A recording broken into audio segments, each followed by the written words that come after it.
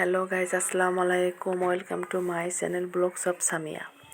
আজ আপনাদের সামনে অন্যরকম একটা রেসিপি নিয়ে হাজির হয়েছি, সুজি দিয়ে রসমালাই। চলুন দেখা যাক কীভাবে বানিয়েছি। আমার ভিডিওটা না টেনে সম্পূর্ণ দেখুন। প্রথমে চুলায় একটি হাঁড়ি বসিয়ে দিয়েছি। হাঁড়ি গরম হলে প্রথমে আমি 1 চামচ ঘি দিয়ে দিয়েছি। ঘিটা একটু নেড়ে ছেড়ে 1 কাপ সুজি দিয়ে দিয়েছি। আমি এখানে 1.5 কাপের একটু কম সুজি নিয়েছি। তারপর আমি ভালো মতন সুজিটা ঘির সাথে মিশিয়ে নিচ্ছি। এভাবে নেড়ে চেড়ে সুজিটা ঝরঝরে হয়ে যাবে, তখন মনে করবেন যে এটা আপনার পারফেক্ট হয়েছে। তারপর আমি স্বাদ মতো লবণ দিয়ে দিয়েছি। আমি মিষ্টি খাবারে অল্প পরিমাণ লবণ দেই, এতে ভালো লাগে। সুজি ভাজা হয়ে গেলে এখানে আমি 1 মগ দুধ দিয়ে দিয়েছি। দুধ দিয়ে সুন্দর করে মিশিয়ে নিচ্ছি। মিশানো হয়ে গেলে এখানে আমি 1 কাপ চিনি দিয়ে দিয়েছি। চিনি দেওয়ার পর সুন্দর করে মিশিয়ে নিচ্ছি। এখন আলতো করে সবসময় নাড়তেই হবে, যাতে তলায় না লেগে যায়। এবং নাড়তে নাড়তে দেখবেন সুজিটা ঘন হয়ে আসছে, আঠালো আঠালো হয়ে গেছে, তখন ওটা নামিয়ে নিয়েছি।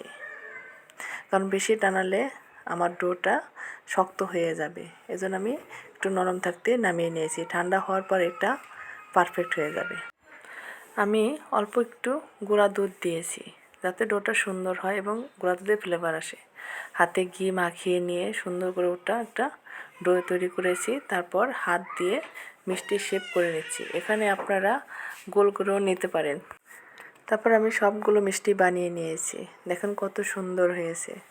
তারপর চুলা আমি একটা হাঁড়ি বসিয়ে দিয়েছি। এখানে আমি দুধ দিয়েছি 1 লিটার। দুধ দেওয়ার পর সুন্দর করে নেড়ে নিয়েছি এবং এখানেও আমি স্বাদ মতো লবণ দিয়ে দিয়েছি, দারচিনি দিয়েছি। সব কিছু সুন্দর করে মিশিয়ে নিচ্ছি। তারপর আমি এখানেও 1 কাপ চিনি দিয়ে দিচ্ছি। চিনি দেওয়ার পর সুন্দর করে নেড়ে নিচ্ছি, যাতে দুধ এবং চিনি মিশে যায়।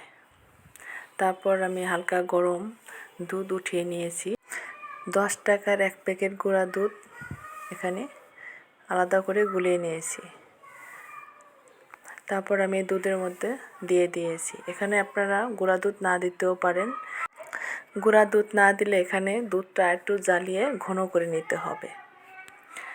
আমি গুঁড়া দুধ দিয়েছি, একটা ফ্লেভার আসবে। তারপর দেখেন দুধটা কত সুন্দর ঘন হয়ে আসছে। এখন আমি মিষ্টিগুলো দিয়ে দিব। আমি মিষ্টিগুলো দিয়ে দিচ্ছি। এভাবে আপনারা বাড়িতে অল্প সময়ে বানিয়ে ফেলতে পারবেন। হাতের কাছে যে উপকরণগুলো থাকবে তা দিয়ে আপনারা বানিয়ে নিতে পারবেন।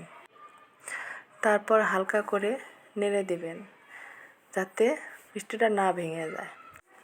দেখেন মিষ্টিগুলো কি সুন্দর ফুলে উপরে ভেসে উঠেছে। এইভাবে আপনারা বাসায় বানিয়ে নেবেন। মেহমান আপ্যায়নের জন্য একটা ভালো পদ্ধতি এবং মেহমান খেয়ে আপনার প্রশংসাই করবে। তারপর ঘন হয়ে গেছে, এখন আমি নামিয়ে নিয়েছি। দেখেন কত সুন্দর হয়েছে আমার মিষ্টিগুলো। এখন আমি অন্য একটা পাত্রে ঢেলে নিচ্ছি। দেখেন কত সুন্দর হয়েছে মিষ্টিগুলো, সামনে খাওয়ার জন্য তো বসে আছে।